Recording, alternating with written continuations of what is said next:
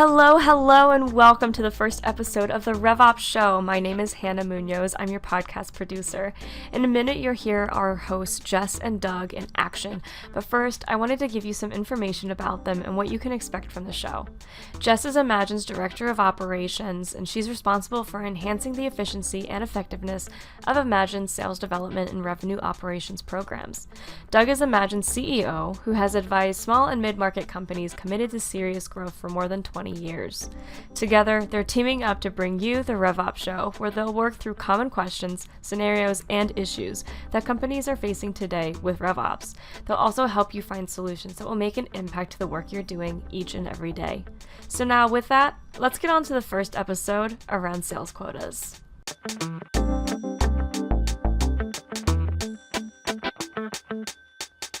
Jess, you look tired. I am tired. I thought revenue operations was invigorating. It's invigorating and exhausting at the same time. Invigorating and exhausting. Yeah, Yep. I guess that's a thing. That's a thing. What's your favorite RevOps story from this week? Oh man. Probably teaching a client how we outline processes and flows and how to keep focused, and that was probably that goes into the the most thing. entertaining thing. That goes into the category of can you teach an old dog new tricks? It does. You know, my favorite was actually a conversation we had earlier today. We had a conversation about objects for the database and setting that up, and like how many times did we wind it up, unwind it, put it back together, break it back apart, and this really simple kind of what looked on the surface as like this simple kind of thing when we started, as you started talking about, okay, what's the implication of that? What does that mean? How does that work? How is that going to integrate with other places? It just kind of showed the whole, like, to me, it just reiterated this whole point about, the inverse friction principle and, so much of why good decisions turn out bad. Yeah, absolutely. I think the place where that's fun here is we all like to kind of talk through that problem and as you mentioned, unwind things and try to break it and try to poke holes in it. So yeah, that's a really interesting thing is I think, I hadn't really thought about that is I think most people naturally skip the step of, okay, we thought about it. We think, okay, this should work. And we, and there's a little dopamine that gets released when that happens. And then do you go, okay, let's break it. Right. How's this going to break? And I think, that's actually really, I don't think we've ever actually articulated that clearly in the design process, which is, and I talk about it from a hypothesis standpoint, because I always rant that for all this talk about data science and scientific approaches to growth, no one ever talks about establishing the null hypothesis. More on that in a future episode. Right. But that's kind of what we're doing is we're establishing a null hypothesis and saying, okay, how's this going to stand? I actually had a conversation with, I was sharing some insights with an app partner that we've just started working with as they're trying to, they're not getting the results from their partner efforts that they thought. And, some of what we talked about was, how you put things out there and people break it. And if you're not ready for that, then that's where it breaks down. Before we launch a new system with a client, I'll often cherry pick some people and say, okay, now I need you to go in and try to break it, because that's the fastest way to identify holes. And when we start talking through these problems internally, I do find that we at least have one person in the room who tries to put forth, okay, this is where I think the weakness is. This is how we break it. So yeah. Well, and actually, if there are any agency people listening, I'll give you all a really great hack to manage client expectations, manage client happiness. And that is whatever you're doing, when you turn it over to the client, the customer for the first time, position it as, because I've always used, okay, here it is, we want you to try to break it. And so that way when, they say, you have the R and the E revert, you have the R inverse. I go, see, we wanted you to break it, right? That's part of that's what you were supposed to find. That was supposed to be there, right? I'm exaggerating a little bit on that. Not exaggerating on my typos, by the way, just exaggerating on that intent. But, there's always things, I think people have their natural expectation when you turn something over is, oh, it must be working. And until you start putting water through something, water through the pipe, you don't know. Absolutely. All right. So I know you've got a topic today. You might be a little bit tired. I can tell that you're getting a little bit excited. I can feel it because you got a topic today that, I mean, if this topic doesn't get people excited, I don't know what will. I guess if they've seen the title, they probably know. Like I am kind of, building the curiosity and expectation, but I'm pretty sure whatever the title of this podcast is gonna name it. So I might as well give it away. So you want to talk about sales quotas today? I do, and I know it's a topic that gets you fired up. Which is Well, yes, that's really that's setting a very low bar, right? Like Fair. what topic do I not get fired up about? It's true. Like we should try to find one of those that I just kind of am like, Ben Stein through the entire conversation. We should do that. That would be an interesting episode of you just trying to stay Ben Stein the entire time. I don't think that would happen. All right. So sales quota. So what do you so you've actually got it laid out as kind of two parts. The approach to sales quotas, and establishing targets for your sales team, right? Yeah. So why don't you kind of give an overview of what led you to this, from your perspective as a RevOps leader, where are you seeing it? What made you, by the way, for those of you that don't know, Jess is responsible for selecting the topics. So kind of that perspective is here. So just wanted you kind of share with us what led you to that. So it's my fault if they're not intrigued. Yeah, if the episodes if the episodes ever fall flat, it was clearly topic selection, no question about that. Obviously. So the thing that prompted this is I was thinking about what actually motivates salespeople, and we talk about this in a myriad of different places.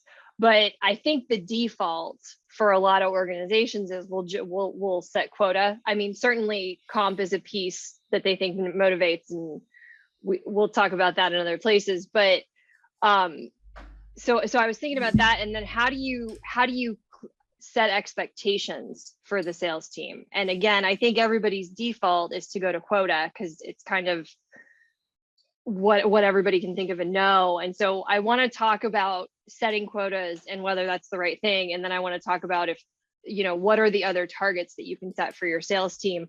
One, to motivate them. Two, to make sure that they're clear on what the expectations are. And three, so the organization knows how to measure how the sales team's doing. And so I think first and foremost, sorry, were you gonna? This episode is, what are we targeting this at, 4 or 5 hours? I think we can cover this high level in an hour. We'll cover a good part of it. We might not. I don't think we're going to cover the topic completely, but go on. So you had a follow. So I think first and foremost, we need to define what quota means for most sales organizations. And this is actually a question I had for you. Like, from what you're seeing, how do most sales organizations define quota? Okay, so I'm going to take a step back. Okay. Because I think it's important when we talk about this, because where this is going to lead to is the word quota conflates a lot of different things. It's almost like saying strategy. So here's some key terms that you used as you were describing this. So we talked about comp. This is in no particular order, just the way I was able to write it down. Yep. We talked about comp. We talked about quota. We talked about targets. Yep. We talked about motivate. We talked about measure. Buzzword bingo. Yes. Right. Well, and I don't, those are all very important things. So the first thing I'm going to say is that so quota and comp are in the sales world, I think, are often inextricably linked. Yep. But in the same way that customer acquisition and revenue acquisition are inextricably linked too often, in that, when you understand that acquiring a customer and acquiring revenue are actually two different processes that happen over two different time periods, there are many times where those things happen simultaneously. But in the same way, and you remember years ago when we really started to call that out, how that changed our approach on things. I think it's important that quotas and comp are not the same thing, and don't have to be inextricably linked. They have to be aligned. Mhm. So I'm going to throw another word, which is score. Okay. So I may adjust this as we go through this. So the difference between a quota and a target. Mhm. So they're basically synonyms, at least as I'm thinking about it, since you asked this question, since you shared this with me earlier this morning. The difference between a target and quota is I'm going to add an element of it's a target, it's an accountability target, Mhm. right? So quota brings a level of accountability, which means there's reward and punishment of some, there's carrot, stick, there's plus minus, right? If there's no consequence to something, then you can't say there's accountability, Yep. right? And so quotas are targets that have accountability mechanisms associated with them, Okay. right? Like, so I might have a target for you to have X number of conversations, but that's really more an input than it is anything else. So I won't. So it's not a quota because if you hit the number that is your quota, the fact that you didn't hit your target number of conversations, nothing specific happens to you on that accountability. It's more of a, like, I'd use the target in this situation as more of a forward looking perspective. I have some people who say, what, does it matter if I make 5 calls or 50 calls? If I can make 5 calls and have 5 conversations, then, does it matter if I make 50 calls? And I say, yeah, it actually does. Because if you make 5 calls and have 5 conversations, it's not sustainable. A. Right. And B, what's happening is what you're doing, and if 5 is enough, let's just say, what you're doing is you're meeting only the needs of today. Mhm. Right. And so so I have targets that are important because they relate to, out periods. Tell me what you mean by out periods. It depends what the period of measurement is, or what kind of what the transaction rhythm for a company is. But like for us, like, I'm already worried about 2022 and I'm beginning to worry about 2023. Mhm. Right. And so there's lots of things that I think need to be happening for us. If we don't, like, if we're not lifting weights to get stronger, if we just maintain the same strength, Mhm. we become weaker. Right. Yeah. So, it is, if you're not first, you're last. That's what the great philosopher Ricky Bobby said. Ricky Bobby. Yeah. Right. So if you're not getting stronger, you're getting weaker. Mhm. Right. Because 2023 is going to be harder than 2021. Unless there's an outside factor, just, naturally speaking, 2023 is going to be harder than 2021 unless you do things to make 2023 easier. Right. So, like, one of the things I talk about regularly is, something happened today to somebody that's going to lead them to buy something. It's going to be the origination of the cause for them buying something that you sell 2, 3, 4 years from now. The question Okay. is, are you there? Right. Yep. And so if I can begin to generate relationships with people who aren't going to buy for 2 years, but I'm establishing, elements of relevance and things along those lines, then in essence, I'm going to be in a favored position by the time something happens where you do need it. And now I don't have to go back out and create something from scratch. It's part of my issue of the whole farmer hunter analogy. Mhm. Farmers, like literal actual farmers, they're thinking years in advance. They're thinking next season while they're Yeah. managing this season, because they know if they cheat it to increase their yield on crops this season, they're going to make it that much harder next Right. season, right? And so that out period is whatever. I mean, so it's the non direct period. So it's the leading indicators. It's those types of things. So we have targets for those, but every target isn't part of a quota. So would you say quotas about maintaining and targets about growth? No, I'm saying quota is accountability. Okay. All right. Right. So quota is going to impact, quota is going to impact the judgment of your job performance, like fully directly the impact of your job performance, right? Because you could be quoted on something that's in the out. Like I know what the numbers are, right? I know like you have to, and I'm making this up for right now. You have to make 50 calls to do X. So I'm giving you a target for 50 calls. Well, you're going to have some period of weeks where you're making 20 calls and you're going to hit the targets that you need. You're going to hit your, the whatever the next key thing is. But I know that, that's not normal, right? And so because there's going to be a period where you're going to have to make 100 calls, right? So if you reset, so like I know if 50 calls is the number, and again I'm making this up, but if 50 calls is the number, and now you're drifting to 20, I know that's something I got to coach on, because in the short term, you might still be hitting those things that you're accountable to. So like, I mean, if you're a salesperson, you're accountable to sales. Right. So to clarify, in this instance, quota would be like closed business, but you're talking about the target might be like, so closed business could be, but the target would be X amount of activities, because we know that's going to drive closed business. Those are the leading indicators, right? Yeah. And the targets are not gonna, they don't have the same level of accountability. Right. Okay. All right. So the question, so the quota is the primary target, the accountability target for a sales rep, as we're talking about it for sales organizations. Right. Okay. So that, you wanted me to define that, right? Yep. So that's kind of how I define that.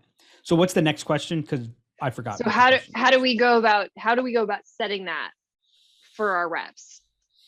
How do we go about it, or how do most people go about it? Let's start with how do most people go about it. So how do most people go about setting quota?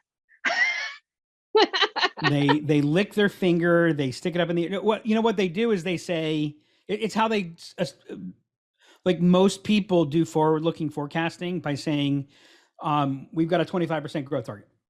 We need to grow by 25%. So we take our numbers what we did and we increase it by 25%.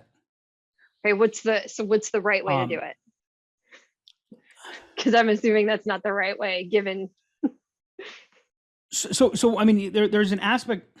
So if I'm a farmer and I come into a field, and there's trash in there, it hasn't been cared for in 20 years. There's weeds all over the place.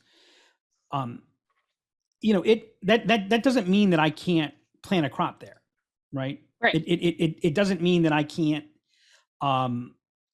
that I can't expect to there, but I can't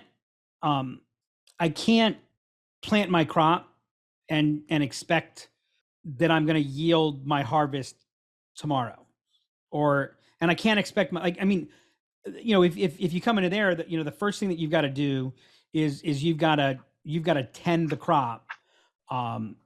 You got to tend the field so that it's conducive to crop.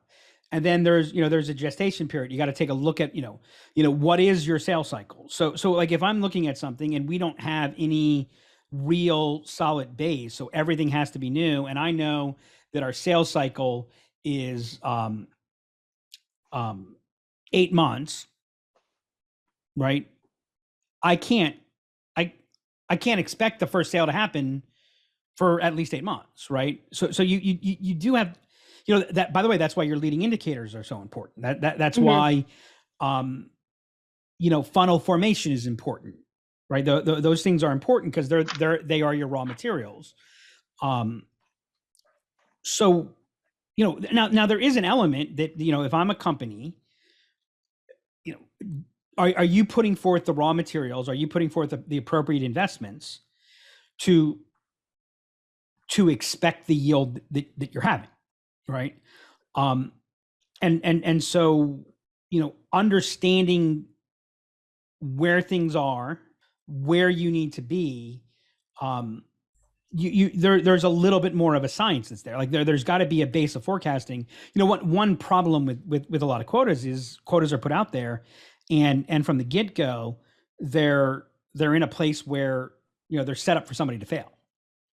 right? Because they're just not particularly achievable, or they require, meeting them requires that you take shortcuts or you take short-term actions. I sold for a company once that it was basically, you lived, your future lifespan was 30 to 60 days, right? Because if you didn't do X, Y, or Z within the next 30 or 60 days, you weren't going to be there, Mm-hmm.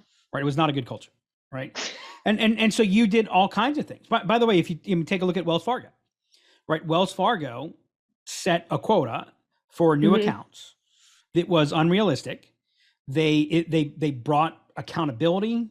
They told the story. So what did people do? They lied, they cheated, and they stole, right? Yep. Because that's what a bad quota does. So, it would be a relatively long and probably somewhat boring podcast to walk through. Okay, how do we create a quota? That might be something that we create that might be something to create a different type of content about. But it is about balancing. Yes, you've got targets you have to achieve, Mm-hmm. right? And there should be some expectation. There should be delta, right? Like if I'm only giving you a target of what's already in place, Yeah. then okay, well, wait a second, right? I'm not, if you want to become a bodybuilder, you're not gonna have your first workout today, and you're gonna expect to win your first competition in a month from now, Sure. right? You got to progress through there, and you're gonna set stretch goals. And by the way, that is where quotas can also, you can have progressive quotas, which we'll get to. But kind of what I forget who taught me. I think this was a Vern Harnish thing. He called it 5 and 1. What are the 5 key metrics? Because he said if you get above 5 key metrics, it's too many. Which by and large, that's true. But even when you have 5, that's not enough. You also have to very, very clearly communicate what's the 1 metric. Right. So these are the 5 that are important, but this is the 1. That's kind of what quota says, right? Okay. And so like quota has a structural impact. That's why it is so important. It says to whoever it's set on, this is what's important, right? Yeah. And what it is speaks so loudly you can't hear anything else that's said unless it fits there. So that's right? my focus, because that's what's important. So that's what I'm maniacally focused on. Yeah. So I'll give, that's what I'm subconsciously focused on. I don't know if it's, I think sometimes, yes, it's maniacal, but I'll give you an example. And I'll give you an example with a quota that was not a sales quota. It was actually a strategy exercise that someone that I know did, and it was basically a survey. One of the questions in the survey was, why do people buy from you? And it was sent to everybody in the company. And 2 or 3 people replied, because we get our invoices out within 24 hours. Right? Now, what job do you think those people that answered that? They're probably in finance. They were accounts receivable clerks. Yeah. Right. Yeah. And their quota was invoices have to be out within 24 hours. Gotcha. And they were judged on percentage of invoices out within 24 hours. They were, they were bonused on hitting targets, which meant they were also dinged for not hitting targets. It was talked about all the time. Why wasn't this out? Right. And so, these people weren't not smart. It's just what you talk about, what you focus on, what you quota, you go, well, that must be important. Yeah. Right. That must be really important. So that's where that structural element is, because, and this might be where you're going, but reps are not motivated by quota, and they're not motivated by comp. They're motivated by 2 things. Actually, they're motivated by one thing that connects to a couple things. They're motivated by winning. Now, I don't mean winning in the traditional sense, because, sales reps are competitive. Every human on the planet is motivated by winning, right? One of the reasons that there's so much FOMO in the world, and it, it connects to other things as well, is because we don't have a clear definition of what winning is, right? So our feeling of winning is very situational. So the first aspect is, when someone gets up and says, Joe did this, Mary did that, Ding, ding, ding, ding, ding. Hooray. That's winning. Wow. Hey, I feel good. Mom and dad said something good. For those of you who don't know, I wrote a book called Parenting the Office. I'm not saying mom and dad in a derogatory. It's actually a interpersonal dynamic that exists everywhere, right? So that's what we do, right? Now, scores are very important. You've heard me say this ad nauseum. If you want to know how important score is, just watch a bunch of kids playing any game before and after someone says, "Hey guys, let's keep score," right? So that score becomes that metric, that feeling of winning, right? But realize they're not actually motivated by the score. They're motivated by the dopamine hit that the feeling of winning is created because they hit that score. So it becomes something very simple. And that's why Johnny takes the shot, right? Johnny takes the shot because there's a dopamine rush that if he makes the basket and we're playing to 21 and that's the 21st point, Johnny won the game, right? But I want to challenge you a minute on the score thing. Okay, How it could happen to Mary too. I was not being... That's not what I was going to challenge you on. So wouldn't that be quota though? Because if we set quota and I hit quota, then I'm winning. So how is that not score? How is that Quota different score. from? So quota is score. Quota Because is you said quota doesn't. You said quota doesn't motivate. But if quota is the score, then how does that not motivate me? Well, in the absence of score, in the absence of a clear score, quota. I mean, So quota isn't the motivator. The fact that it's the scoring mechanism, the fact that it's the key scoreboard. Okay. Right. The reason that people think comp motivates, like they're just looking for the commission. It is far more because the commission is the score. Okay. Gotcha. Right. And we have a blog post that gets all into why, if anyone's going, "Oh, I don't agree with you, comp motivates." We have a post that goes into all of the reasons that, it motivates in one situation and one situation only. And that is when someone has a lack of income, right? So if I can't pay my bills, then I am going to be motivated for money, but that doesn't drive the types of behaviors that we're looking for, right? If you're motivated for that type of aspect, that actually leads to, like, why did the people at Wells Fargo who were service oriented, good people, most of them, like the vast majority of them, probably never did anything illegal in their life up to that point. Why did they do that? Well, they were afraid of losing their job, right? Because that's how hard that quota was. So one of the reasons why quota gets this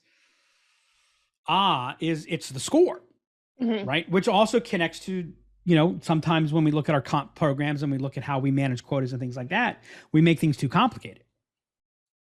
Right. So tell me more about it being too complicated. Go ahead. If I have too many components to determine what my quota is or how am I going to meet my quota, if it's too difficult to figure out whether or not I'm going to hit that quota, when Mary says, "Hey, everybody, let's keep score," she doesn't come out and say, "Okay, I've got this formula here, so we take the square root of pi to sub-zero over I," right? It's something that's simple and clear. So two things happen, especially the more competitive you are. It's really interesting.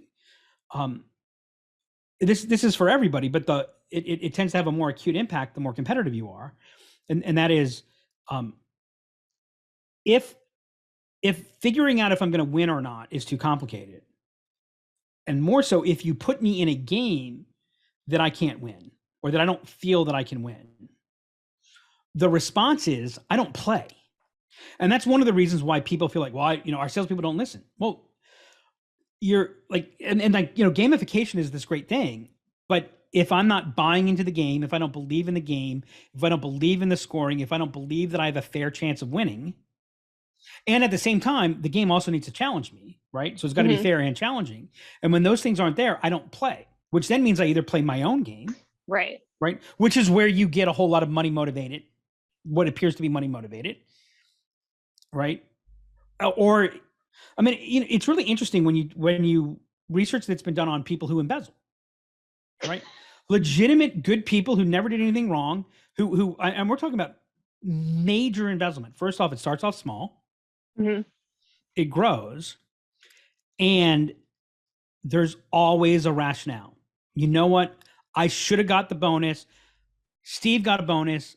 I didn't get a bonus. By the way, this all happens after the money is taken, right? Right.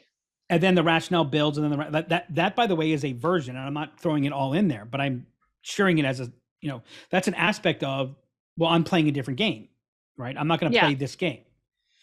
And so that's where, so when you set unreal, unfair quotas, that's where you create,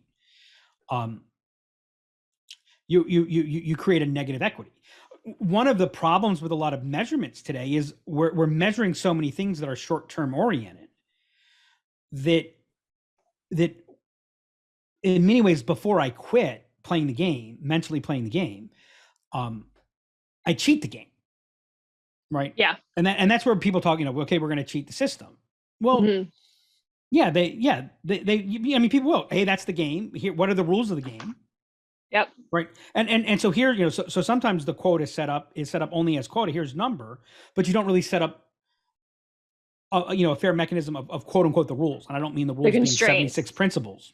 Yeah. But it's like if you ever watch a movie, right? If you ever watch a fiction movie, the difference between great science fiction and shitty science fiction is, what are the rules of the universe? Yeah. Right. So when I come into the story, if the story doesn't have rules that I can understand and live and accept, like, I can't suspend disbelief. Right. Right. So Superman, I'm cool with. Right. But, somebody else, something else, I'm not. Right. And that's really actually kind of a rules mechanism that causes us to say, am I comfortable in this universe? Because when you introduce a quota, what you're basically doing is introducing an alternative universe. By the way, any company, any organization, any gathering is creating an alternative universe, right? That's what community is. Yeah. Right.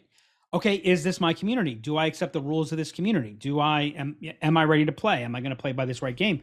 Those are all the things that go into quota. Now, this sounds like, oh my God, we've got, this is an 8-year PhD exercise. The reality is it's not, right? If you define your business process, right? If you define the key elements, if you have a strong economic model, by the way, we've got a whole bunch of content on establishing that economic model. And if you have questions about that, feel free to reach out, right? If you have those things, it's actually not that hard. And I'm sure in a few minutes, I'll get into some examples of that. We make it really hard. By the way, one of the things we do is we make it really hard because we try to prevent people from gaming the system, which is kind of defeating the purpose of the game. Like, if you're going to create a game, and the moment you have a score, you have a game, right? And so now I'm going to gamify it, right? So when you try to, you go through all these hoops and things like that to prevent, then that's where. So are you saying one of the problems that people run into with quota is they overcomplicate it and simpler is better? Simpler is better. Simplistic is not better. Okay. Complicated is bad. Simplistic is bad. Simple is good.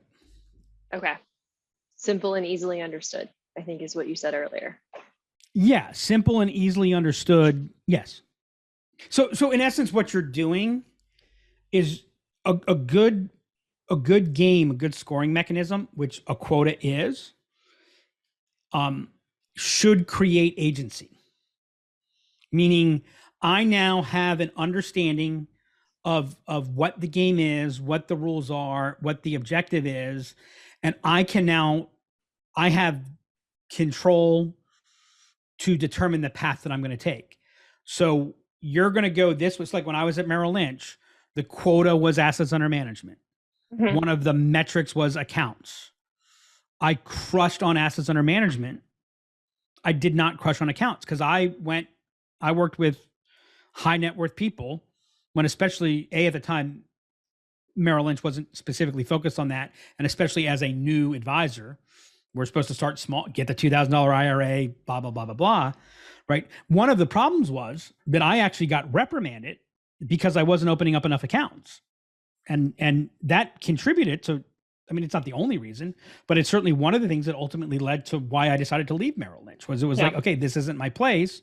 Like, here's the game. And if you were to look at what I was doing was absolutely like all of the key elements. My point about, is this repeatable? Is it sustainable? I met all of those criteria.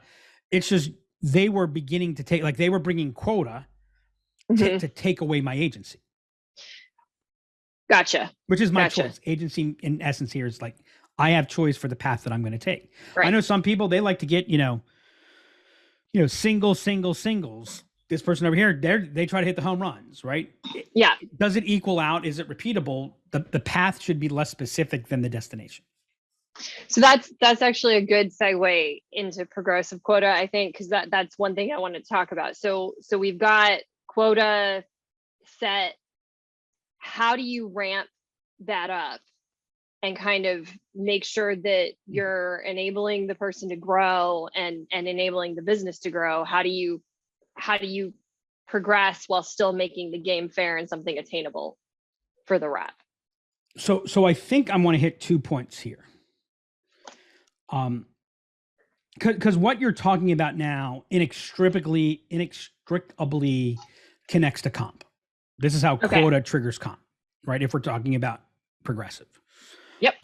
Though one of the things we recommend, and we're actually going to be bringing this to our next sales position, is we've got a quota of a certain number. So I'll give it an SDR, right? A quota of, when you hit this number of sales qualified accounts, you get a promotion. You move up to the next level. And when you hit this number of sales qualified accounts, you get another promotion. And that promotion is a better title. It's a higher it's higher pay, and it's higher fidelity responsibility. Right. And so it's like, you don't have to ask for promotion. You don't have to ask for a raise. The quota drives that. I think that's done right. That's a very good mechanism. So I am going to say you can have a quota and not have variable commission. Explain variable commission. So variable commission means my income is dependent upon what I sell. Okay. Or my income is dependent upon, varies based on what I do relative to quota. So you could have a quota and pay somebody straight salary, and you could still manage that correctly and have motivation and have those things in place. I'm not suggesting that become the dominant mechanism, though in a lot of places I'm actually not against it. So, the first thing we have to understand is why commissions exist in the first place. Commissions exist in the first place as a risk reduction strategy. Right. And so if you want to get the top salespeople, mm-hmm. you're going to have to pay variable commission. And the reason is you can't really justify on a sustainable basis. You can't really justify, a top salesperson is making 250, 300, 400, 500, sometimes more than that. Right. And if I'm going to pay somebody that, then I need them to repeatably produce specific outcomes. Right? Sure. And so if I were just to say, like, I'm actually not picking up more motivation. The compensation mechanism is they know that if they put forth the effort and they bust their ass and they do these things. By the way, this is one of the things. If you want me to play a game and I'm doing really, really well, and somebody's not doing as well, and there's no difference between us, I'm gonna have a problem playing that game. Why am I gonna put that effort in? So comp is one of those things. Sure. Right. But by the way, you can take a look at the operations side where they're not paid commissions. Mm-hmm. And where that becomes is, do they get promotions? Do they get more responsibility? Do they get to, right. Do they get to grow and expand? So again, different quotas, different elements that are here. So what a progressive quota says is, like, here's, quota level 1. And I tend to be a fan of this. In some cases, I'll get a little bit more complicated, but I'll say, here's quota 1, here's quota 2. Mm-hmm. So let's say that we're just looking at MRR, monthly recurring revenue. I might say quota is $5,000. Again, I'm making numbers up. I'm not paying any attention to any type of economic model here. So quota is $5,000. Yeah. And you're going to get paid a certain percentage. It's either going to be a bonus mechanism, straight variable commission. Again, the specific mechanism to be determined. But let's just say that I'm going to pay you 8% of whatever. I'm going to pay you 20% of whatever. Here again, I'm just throwing out numbers as an example. So if you hit 5,000 and the base is 8%, then at 5,000 you get 8%. Quota 2, I'm going to make that 8,000. So if you think about it, it's almost like red, yellow, green, super green. So green is you're a performer. You're doing your job. You're winning. Yep. Super green is you're kicking it. You're rocking it. So 8,000 here. So now instead of 8%, I'm going to pay you 10, 11, 12%. Okay. Right. So you're going to get, so not only are you going to make more money, because obviously if I paid you 8% of 10,000, that's more than 8% of 5,000. Right. But now I'm going to pay you, sometimes it's a step up, which means I pay you 8% on the first, and then I pay you 12% on the whole. I tend to be a fan of, I go back to dollar one. So if you're at 5,000, you get 8% of 5,000. If you're at 10,000, you get, say, 11% of 10,000. Right. Okay. So you're not only picking up more income because of the volume, but you're also picking up more volume. Now, I'm a fan of that when, one salesperson producing $10,000 has an advantage to the company that would be better than two salespeople doing $5,000. Okay. Which, by the way, I would say almost always is true. Okay. Right? So you're going to get to enjoy more of the win as you outperform. Now, if you're under 5,000, you're going to get 5%. Okay. And if you're under 2,500, we're going to be talking about, is this the right place for you? Right. So 2,500 is red. Between 2,500 and 5,000 is yellow.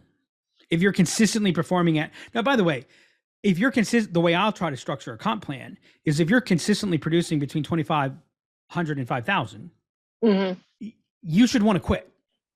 Right. Why should you want to quit? Well, one reason is I'm going to work to make sure that it's not a wage that you're comfortable with. Okay. Right. Also, the way I'm going to do other things, you're going to, the likelihood is if you're a yellow, you could probably be doing better somewhere else. There's some aspect of mismatch. Now, I'm not saying if it happens once or twice. I'm saying if you're consistently at that place, right? Sure. I tend to believe that you fire people and you put them on performance, PIPs, performance improvement plans, as a last resort, right? If you're managing the process correctly and someone's not being successful, you should be able to coach them to where they find their next path. Everybody wins that way. Yeah. Right. Yeah. So if you're going to be a top performer, so you're going to be in that super green, you're going to enjoy more gain. Right. So in essence, what's happening is if you're performing below the line, you're actually subsidizing the people that are performing above the line. Right. So if you look at it, if I go from, say, 8% to 11%, and I'm paying you 5% if you're here, and it just happens to work out this way, is in essence, the 3% on these dollars, like I'm not really, it's not really increasing my costs. Yeah. Right. Sure. Because I'm paying 3 points further here. So I get to add that there. And by the way, if everybody's above the green line or everybody's above the super green line, we should be, let that be our problem. Right. Yeah. Right? Let that be the problem. So that's one element of progressive quotas. But here's another element. So I gave you a quota example that was very much based on the dollars, right? Right. Yeah. So I believe in 2/3 to 90% of sales situations, once you get to a certain point in a process, sales isn't the reason that you're successful, right? So if somebody, like, once you've decided that you need something, the value of a salesperson is less than before you knew you needed it. Once you decided you needed something and you knew who we were, the value is less. Once you decided that you needed something, you knew who we were, and you understood our value proposition, the value becomes less, right? So I believe, fully that the value is earlier in the process. And the difficulty is we score late. Yeah. right? Yeah. So we have two different mechanisms that we've used as quota. And this is where it gets fun. So we have a term, meaningful conversations. To me, it is the number one metric. It is the metric of all metrics from a sales perspective. Meaningful conversation has a very specific definition. It means I, the salesperson, learned something about the prospect that's material, that can be used to increase the probability of success going forward. And both parties commit to do something by a certain time. We got a blog post on that. If people want to know more about it, you can reach out to us. Right. That's so in one scenario for us with our sales team, that's the quota. They're quoted on meaningful conversations. Yep. They're not comped on meaningful conversations. They're quoted on meaningful conversations. So they have a progressive meaningful conversation number. So if they have this number of meaningful conversations here, they're comped on closed business. So they're still, so it's still being driven. They're still being rewarded for bringing the business across the finish line. So by the way, for those of you that think comp motivates, let's say it does. Why are you wasting the motivation of the score and the quota at the place where you've already got the compensation motivation to begin with? Right. Yep. I'm quoting you on meaningful conversations. So if you don't hit a certain number of meaningful conversations, and by the way, I know if you start closing a whole lot of business and you get sucked into there, but you're not doing the work of meaningful conversations early stage, I know that you're not going to sustain. And so that by the way, answers the question I was going to ask, which is why would you quota them on that when you're comping them at the end of the process? I think you just you hit that. Well, because by the way, now winning the scoreboard is who has the most meaningful conversations.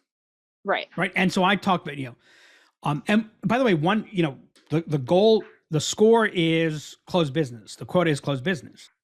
One of the most common mistakes salespeople make, they go too far, too fast. They push the customer too far.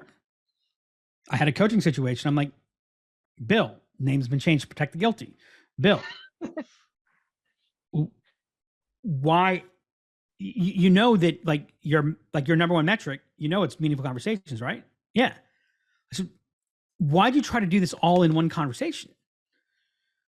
If you had made this two different conversations, you'd have two meaningful conversations. Bill's response, which I respected and loved, said, Doug, I don't want to game the system. I'm not trying to game it here. I said, no, that's not gaming it. That's the point. Two meaningful conversations is more valuable than one big meaningful conversation. Right? Because once we hit a certain point, then it's just managing the sale across the finish line. We have another variation that we do where the compensation, we actually have a points-based system. You can read about this on our website. We have a pillar article on sales velocity where we talk about a point mechanism. And that point mechanism actually triggers what the comp is. And, to give you guys a feel about this, anybody that's into baseball or any sports, the whole aspect of advanced analytics, like our point system is kind of like OPS is to baseball, right? And so now, so we're incentivizing and highlighting behaviors that are causal to outcomes, right? Yep. So once we hit the cause button, then our job is to manage it across the finish line, right? So are you setting quotas at those inflection points to try to drive those causals to happen? I can't say that I won't do that. I can say I haven't done that because I worry that the quota element that triggers what comp is. If you have too many quota elements that trigger comp, it becomes too complicated. Sure. But we do have quotas for other. So like if you have meaningful conversations and those meaningful conversations don't turn into bona fide opportunities. So we have a conversion rate that you should have for that. And if you're not achieving that, then we're going to coach you on it first, because we're going to say something's happening that's not there. By the way, our meaningful conversation is actually verifiable. So we can make sure that people aren't just gaming that. And so if you don't, like, if you're having the meaningful conversations and it's not triggering to pipeline opportunities, or your early stage pipeline opportunities aren't converting to late stage pipeline opportunities at a rate that we expect, we're going to coach you on it. And if we can't fix that, then that's going to, impact how your performance is measured, which is going to impact your position. So it is, I guess, I mean, it is technically a quota by that definition because it is a metric that you're accountable to, but it's not, we're keeping it simple in terms of what's triggering your comp. Right. Right. And so now when the rep's going, okay, if I close the business, what am I going to get? Well, now it's like, okay, I can do that. But what I'm going to get paid on that is being triggered by how many meaningful conversations I'm having. Well, okay. Oh shit. If I don't have more meaningful conversations, then I'm not going to have. Right. Sure. Now, by the way, one game is you could begin to focus on a customer and just have like a stupid, silly number of meaningful conversations. Guess what? I know you can do that, but I also can track it really easily. And so all of a sudden, if I see you've had 20 meaningful conversations in this stage, I'm going to say, okay, hey, Bill, what problems are you having advancing customers? Which, by the way, you actually can't do that because one of the elements is you have to advance the opportunity. So you can't have 20 conversations without it moving forward without a yes or a no. Sure. At some point. So that's how we begin to, and again, how do we do that? We map the business process. We figure out what are the key inflection points. We do a what causes sales analysis, right? We quota the cause. Yep. We comp the outcome. And now we might add a spiff, which is, if you hit 20 meaningful conversations, you get, it's a $500 bonus. If you hit 30, it's $1,000 bonus. Like, so we might get, like, we could give some comp. There's nothing wrong with that. Sure. Right. At different times, we'll run contests. By the way, I find contests work better. Hey, anybody that, we're having a meaningful conversation contest this month. Anybody that hits more than X, you're going to get Y. We did that one time and it for like, I think it was a gift card and they just went nuts. Well, I'll tell you what is really, really crazy, where they go really nuts is, and I think you remember, when like their manager has to do something. So actually one of the most successful ones we ever did was for a client that we were running their development team. And it was, I'll do a day of calls for you. Oh, that's awesome. I like that. And so they had the choice. They could use that day to make calls, but I'd make the calls for them. It would get credited to them. Right. And they would, I'd have to make the calls. Right. So it had a whole lot of benefits. And, I think they were most motivated because I was going to have to make calls. Right. They were somewhat interested to be able to see how I did the calls versus how they would have done the calls. Right. But so it's really interesting that non-monetary compensation, especially when you're running contests like that, has more benefits. That's why President's Club is valuable because it's a trip with your spouse or girlfriend, or significant, whatever, et cetera. So. Yep. So Doug, you called it. We're right about an hour. That was a lot to tackle. It's funny as we landed kind of in the place where we land frequently, which is you really got to start with understanding your business process, understanding the sales cycle. And then I do want to throw out the point that we hit on a couple of times, which is making sure that it's simple and easy to understand and that there's a clear score and what that score is for the rep to be able to track that. So I thought we hit a couple really good points. We might have to circle back on some of my other questions that I have that we didn't have time for. And that's a wrap on the first episode of the RevOps Show. If you enjoyed this episode, please make sure to go and subscribe on Apple and Spotify. And if you're feeling a little extra generous, go leave us a review and share the episode with all of your friends and coworkers. If you have any questions you'd like to ask Doug or Jess, please send them to me at hannah@imaginellc.com or hit us up on Twitter @demandcreator. Until next time, remember, you can't solve your upstream problems downstream.